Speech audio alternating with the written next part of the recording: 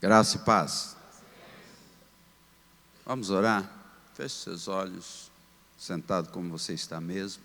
Pai, obrigado, Senhor, por esta manhã, pelo privilégio que temos, Senhor, de fazermos parte da igreja de Deus, pelo privilégio de estarmos aqui reunidos nessa casa de oração, pela oportunidade que temos de sermos ampliados no nosso entendimento para compreendermos os propósitos que o Senhor tem para as nossas vidas. Espírito Santo, tens a primazia neste lugar, cumpre o teu propósito na vida de cada homem e mulher que entrou neste lugar. Que o teu Espírito tenha livre acesso aos nossos corações. Nós te louvamos, nós te bendizemos e agradecemos no nome de Jesus. Amém. Diga, igreja, ideia de Deus. Quando a gente olha para esse tema, igreja, a ideia de Deus, a gente vê que não é um homem que teve uma ideia. Simplesmente, algum homem lá no passado, simplesmente ele acordou um dia e falou, vou montar uma igreja. Não é uma ideia meramente humana. Mas essa ideia nasceu no coração de Deus. E se nasceu no coração de Deus, ela nasceu com um propósito, diga propósito. Então, qual o propósito da igreja existir? Qual o propósito de eu e você fazermos parte de uma igreja? E quando a gente entende que a igreja é uma ideia de Deus e que houve um propósito dela existir, a gente precisa realmente compreender o propósito para o qual nós estamos inseridos dentro de uma igreja. Muitos homens, muitos líderes, muitos governantes, eles já tentaram de alguma forma parar a igreja. Todos aqueles que se levantaram para parar a igreja, eles não lograram êxito. Por quê? Porque não é uma ideia humana, é uma ideia divina. É uma ideia que nasceu no coração de Deus. E nós vamos discorrer rapidamente sobre isso. Hoje nós temos a ceia. Nós vamos falar um pouquinho sobre isso. E eu creio que esse mês você será tremendamente ampliado acerca disso. Então, quando a gente pensa, o que é uma ideia? É um modo de ver, é como eu enxergo alguma coisa. Também é um plano. De repente você está ali na sua rede, na sua casa, na sua cadeira, e de repente no seu escritório, e aí você, eureka, né? Tive uma ideia, e você já pensa naquele plano de como desenvolver aquilo, e aí você fica todo empolgado, todo animado, eu vou fazer. Mas é quando essa ideia sai da nossa mente e vai para uma ação prática, é que ela realmente passa a lograr êxito. E toda ideia que parte do coração de Deus, ela jamais será frustrada. Amém? Diga, toda ideia que sai do coração de Deus, jamais será frustrada. Quando nós olhamos para o testamento, né? O testamento é uma ideia de Deus. A Bíblia nossa, a nossa Bíblia, ela tem dois testamentos. O Antigo Testamento e o Novo Testamento. Uns dizem o Velho Testamento e outros dizem o Novo. E quando a gente pensa num testamento, o que é um testamento? É a ideia de alguém. Se a gente pensar num testamento literalmente, alguém que é muito rico e ele está percebendo que ele está descendo a ribanceira, e aí ele fala assim, eu vou escrever meu testamento. E ali ele transcreve a ideia dele, aquilo que ele pensa. Ele transcreve, registra em cartório, um advogado está ali, escreve tudo aquilo que ele colocou, e quando ele morre, aquele testamento é aberto, né? Vão ler, e ali tudo que o advogado vai falar daquele testamento, nada mais é do que a ideia daquela pessoa que partiu. E quando a gente olha para a Bíblia Sagrada, o que você tem nas suas mãos aí, nada mais é do que a ideia de Deus. Tudo que está registrado na palavra de Deus é a ideia de Deus. E para esse testamento ter validade, ele veio na terra e morreu. Porque o testamento ele só tem validade se o testador morrer. Sim ou não? Jesus morreu para dar o quê? Validade a esse testamento. Então o que você tem muita validade. Tem muito valor. Fala para o seu irmão, o que você tem nas mãos tem muito valor. O Salmo 68, versículo 5 e 6, vamos ler esse texto. Salmo 68, versículo 5 e 6.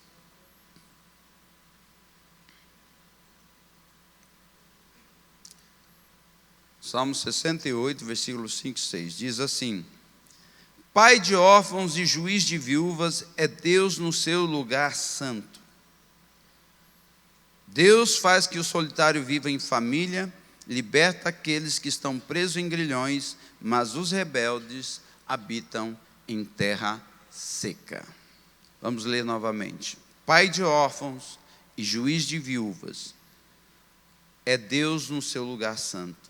Deus faz que o solitário viva em família, liberta aqueles que estão presos em grilhões, mas os rebeldes habitam em terra seca. Sempre foi o propósito de Deus colocar-nos numa família. Se a gente olhar a história, começa lá em Abrão, e em Abrão Deus levanta a primeira família para cumprir o propósito de ser igreja. Em ti serão benditas todas as famílias da terra. Em ti e na sua descendência. Porque Deus já sabia o propósito que Ele tinha de nos abençoar. De abençoar todas as nações. Então, quando nós olhamos para esse texto, que Deus, Ele é juiz de órfão, de viúva. Deus é pai. E como esse pai, a família, a igreja é uma família. Diga, a igreja é uma família. E nós precisamos compreender isso. Que o propósito de Deus é que a igreja seja uma família. E a gente entenda dentro desse propósito o que é ser família. Toda família tem alguém chato. Sim ou não? Você deu risada porque na sua tem bastante, né? Toda família tem um cara que é muito chato, né?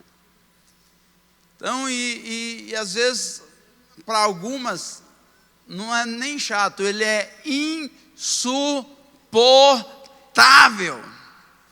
Não é assim? Você fala, quando você está lá e de repente você está naquela festa animada e de repente você descobre que o fulano ou a fulana vai estar na festa, né? E aí você fala, ô irmão, senta aqui, você já junta a sua mesa, cabe 10, você põe 11, né? Para não dar espaço para aquela pessoa sentar na sua mesa. Por quê? Aí quando ela te convida, aí você arruma 1000 desculpas para não ir. Fala, meu Deus, e agora? Mas eu preciso ir lá. Aí você já chega assim, você já chega saindo, né? Você já chega dizendo assim, olha, eu tenho um compromisso. Você conhece alguém assim? Não posso demorar muito, né? Toda família tem. Você acha que na casa de Deus, a família de Deus é diferente? Está cheia de gente chata aqui. Olha para o lado aí. Quem sabe você está encontrando alguém aí. Meu irmão, o que mais tem é gente chata. Sim ou não? Aquela pessoa inconveniente, vai falar com você, cospe na sua cara. Está perto de você, você dá 2 passos e ele dá 2 para frente, você dá mais 2, só que você encosta na parede e aí. Você vai para o lado e o cara vai te perseguindo e quer falar. Então está cheio de gente chata. A Bíblia diz que o ferro com ferro se afia, e assim um amigo é o seu amigo. A igreja é um lugar onde tem muita gente chata. A igreja é um lugar onde tem muita gente insuportável. Mas o fato é que, vamos analisar a arca de Noé. Está lá, Deus fechou a arca. A Bíblia diz que Deus lacrou a arca. E aí começou a vir chuva, meu irmão. Às vezes aqui chove 1 hora, né? Você olha em São Paulo, dá aquela chuva pesada de 1 hora, vira um caos. Aqui também transborda. Um monte de riozinho, ribeirinho. Agora imagine chuva com força, sem parar, 24 horas, 48 horas, 72 horas, e foi 40 dias, meu irmão, chovendo sem parar.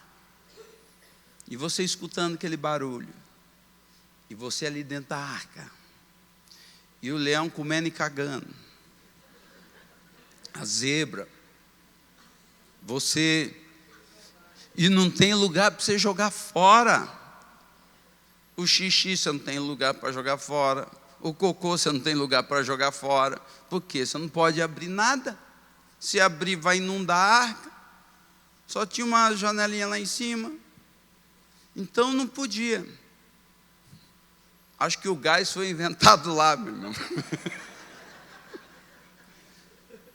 Agora, se você saísse da arca, você morria? Se você estivesse lá, você saísse da arca, você morria? E aí? Você vai sair? A igreja é assim mesmo. É um lugar, às vezes, difícil da gente entender, compreender, mas a gente não pode ficar longe dele. Pega uma árvore, corta um galho e joga ela fora. A árvore vai sobreviver, mas o galho morre. O galho, ele precisa da árvore. Fala para o seu irmão, você precisa da igreja. Nós, quando a gente não entende o que é igreja, porque as pessoas pensam que igreja é 4 paredes, é esse templo, mas a igreja não tem a ver, porque nós temos esse costume, né? Vamos à igreja, né? Mas a igreja sou eu e você. A igreja é feita de pessoas. Diga, a igreja é feita de pessoas. Então, o que a igreja é? A igreja, se eu fosse analisar, a igreja é como um exército, onde nós estamos num fronte de batalha, e o que mais entra dentro da igreja é gente ferida, é gente machucada, e está cheio de gente ferida. Mas o fato é que, por exemplo, quando você entra, quando você faz parte da igreja, você começa a entender algumas coisas da igreja. Mas quando você está lá fora, quando você não era um cristão, a maioria de vocês pensam, ali só tem gente santa. Eu não vou naquele lugar, porque eu não mereço estar naquele lugar. Quem já pensou isso? Não acha que é digno. E a maioria das pessoas fala mal da igreja, quando não é crente. Ele mete a boca. Mas por que ele fala mal? Você sabe por quê? Porque no fundo ele queria estar aqui. Tudo aquilo que você desdém, você quer comprar. Tudo aquilo que você fala mal, que você, no fundo, dentro de você, existe um desejo de ter aquilo. E quando você entra aqui, muita gente fala, eu não imaginava que era assim. Por quê? Porque você vai ser ferido, você vai ser machucado, você vai se decepcionar com determinadas pessoas, você tem uma ideia formatada dentro de você e você acha que tem que ser do seu jeito, e aí você descobre que não é do seu jeito, é do jeito de Deus. E aí dentro desse processo é que você vai começar a entender algumas coisas. Só que algumas pessoas, elas entram aqui e elas acham que 1 mês, 2 meses depois que ela está aqui, ela já quer mandar, ela já acha que está totalmente curada, que ela é a pessoa que pode dar aula para todo mundo, mas ela não sabe que ela ainda está doente. E eu preciso de você, e você precisa de mim, e eu sem você e você sem mim, nós não somos a igreja, porque a igreja ela só se constitui quando eu e você entendemos que precisamos uns dos outros, e é esse sentimento que precisa existir no corpo de Cristo, que eu e você precisamos daquela pessoa chata, Porque aquela pessoa chata é a pessoa que faz você crescer. Aquela pessoa, às vezes, mais firme, que coloca, às vezes, que confronta você, é necessário. A gente precisa de todo tipo de pessoas, e por isso que Deus é esse Pai, e que entende cada pessoa e que conhece cada um. Por exemplo, quando você é pai, quando você é mãe, é totalmente diferente de quando você é irmão. Às vezes você cresceu numa família onde tem muitos irmãos, e aí quando você é irmão, você acha que o pai ou a mãe está sendo injusto, que o pai às vezes está fazendo coisa que não devia, poxa, mas geralmente os nossos pais, sabe o que ele diz para nós? Um dia você vai ser pai. Aí você vai compreender. Porque a gente não consegue entender se a gente não for pai. Essa casa tem um pai, sim ou não? Como que é o nome dele? Não, essa casa, eu estou falando, essa casa tem um pai, como é o nome dele? Toda a igreja tem um pai, aqui do lado nós temos uma igreja. Eu não sei quem é o pai dessa igreja aqui, tá? Mas aqui existe um protocolo, um jeito de conduzir a igreja. Então, Deus vai falar com o pai da casa, e ele vai conduzir a casa de acordo com aquilo que Deus fala com ele, porque todo lugar tem um protocolo. Você vai num restaurante, na beira da estrada, aqueles, bem rebinha mesmo, aqueles restaurantes, você está com fome, não tem outro lugar, a estrada é deserta, você fala, vai ter que ser aqui mesmo, você entra, é aquele restaurante bem caseirinho. Ele tem um protocolo, como que é colocada a comida, tudo tem um jeito lá. Você vai num restaurante chique, né, um restaurante francês chique, lá tem um protocolo, tem um monte de garfo e você fica olhando qual que eu uso. Né? Tem lavanda para você lavar a mão, tem gente que acha que é para beber e bebe. Né? Você assiste Mr. Bean e você vai ver ele beber aquela lavanda em vez de lavar a mão. Então, essas coisas, todo lugar ele tem um protocolo, essa casa tem um protocolo. A Deus e Amor tem um protocolo. Você não pode chegar lá e querer pintar a igreja de preto. Você vai dar ruim, meu irmão. Então, não é do seu jeito, não é do meu jeito, é do jeito do pai da casa. Então, tem gente que às vezes, quando o apóstolo reformou, pintou de preto, entrou aqui e falou, que coisa linda. Tem gente que falou, que coisa feia. Não gostou, não gostei. Mas você não é o pai. Fala para o seu irmão, você não é o pai. Então, a gente precisa compreender que Deus, em cada local, Ele estabelece alguém como o pai daquela casa. E quando a gente entende isso, queridos, como você é abençoado. Porque quando você chega num lugar, o que você precisa entender é que você precisa ser enxertado. Tá?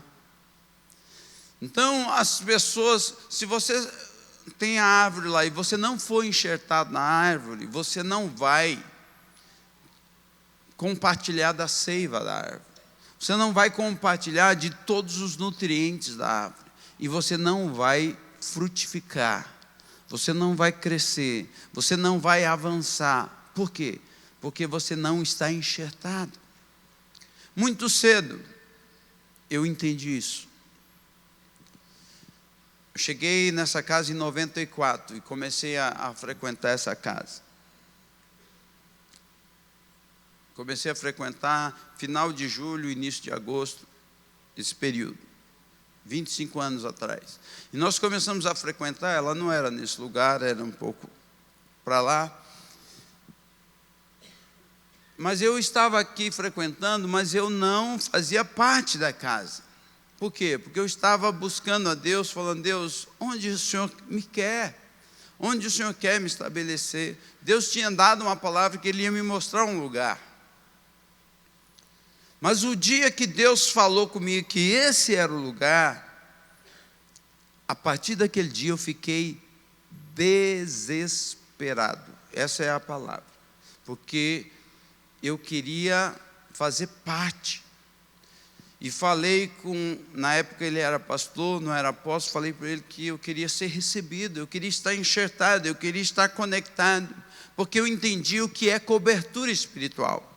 Quando você está enxertado na igreja, você tem uma cobertura espiritual, que está sobre você e que te alcança. E tudo aquilo que Deus derrama sobre a vida dele te alcança. Não importa se você está na sua casa, não importa se você está viajando, você está protegido, porque você está conectado. O Wi-Fi funciona até do outro lado do mundo. Você está conectado. E isso é muito importante, você estar conectado. Você compreender o que é a igreja. Coloca Mateus 16, 18 no telão. A gente entender esse processo de ser igreja, de compreender que precisamos estar juntos, firmados. Olha o que Jesus diz: pois também eu te digo que tu és Pedro, e sobre esta pedra edificarei a minha igreja, e as portas do inferno não prevalecerão contra ela. O próximo: e eu te darei as chaves do reino dos céus, tudo que ligares na terra será ligado nos céus, e tudo que deles ligares na terra será desligado nos céus. Quando o apóstolo vai a Israel com a caravana, ele gosta muito de ir nesse lugar, que é o lugar onde Jesus conversa com Pedro, e Pedro tem essa revelação com os discípulos. E aí Jesus vira para Pedro e diz: também tu és Pedro, mas sobre esta pedra, que era Jesus, ele vai edificar a igreja. Nós somos, como igreja, edificados sobre o firme fundamento que é Jesus. Jesus é o fundamento da igreja, senão a igreja não subsistiria, se não fosse Jesus como esse fundamento. A igreja católica diz que é Pedro, mas se fosse Pedro já tinha ruído. Mas é sobre Jesus, esse fundamento firme, e é por isso que a igreja, ela atravessa séculos, e ela vai resistindo, e ela vai avançando, e a cada século, e a cada década que passa, a igreja só vai crescendo, só vai crescendo. É aquilo que Jesus falou, é como se pegasse uma medida de fermento, 3 medidas de fermento, e colocasse na farinha, e cresce até que tudo seja levedado. A igreja é assim, ela vai influenciando, vai influenciando. Hoje está em todos os continentes, e entrando em tudo que é lugar, universidades, em todas as áreas. A igreja hoje, ela influencia todas as áreas. Jesus hoje, ele veio se expandindo, ele influencia em todas as áreas. Hoje é muito comum você pegar livros seculares, e você vai ler, e na verdade você está lendo um monte de princípios bíblicos. Por quê? Porque as pessoas, elas entenderam que elas podiam tocar a vida das pessoas sem a religião. Elas falam do amor de Deus, elas falam de Deus, né? Eu estava aqui com o pastor Aldo e o Renan no Homens de Verdade, e o Renan falou sobre o Segredo da Mente Milionária, um livro. E aí ele falou assim: esse livro aqui é só princípio bíblico. Mas se você ler o livro, você vai entender. Para quem lê Bíblia, e quando eu li o livro, eu falei assim: poxa, só tem princípio bíblico nesse livro. Mas você não vai achar ele numa livraria evangélica, você vai achar ele numa livraria secular. Só que eles estão pegando isso e colocando. A igreja, ela está se expandindo para todos os lugares. E Deus quer te usar. E aqui quando volta para o 18. Eu vou edificar a minha igreja, e as portas do inferno não vão prevalecer contra a igreja. Você já viu um portão andar? Você já viu uma porta sair do lugar e começar a andar em sua direção? Não. Porque a porta ou um portão, eles são estáticos, eles estão ali. Então, quem é que tem que avançar? Quem tem que avançar? Não é as portas, é a igreja. Então, quando a gente entende que ser igreja não diz respeito a essas 4 paredes, mas diz respeito a mim e a você, é que eu e você cumprimos um papel na sociedade.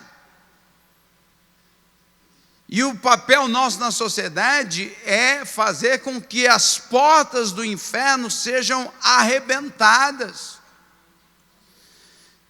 E quando a célula está funcionando lá numa casa, é a igreja avançando nos bairros, a igreja cumprindo o papel nos bairros, e realmente quebrando grilhões, salvando pessoas, libertando pessoas, curando.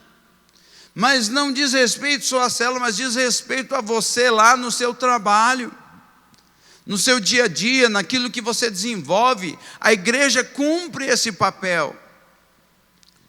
Você foi autorizado por Cristo, mas você só tem realmente esse poder porque você está ligado a um corpo, e você está ligado a um Pai que Deus estabeleceu na terra.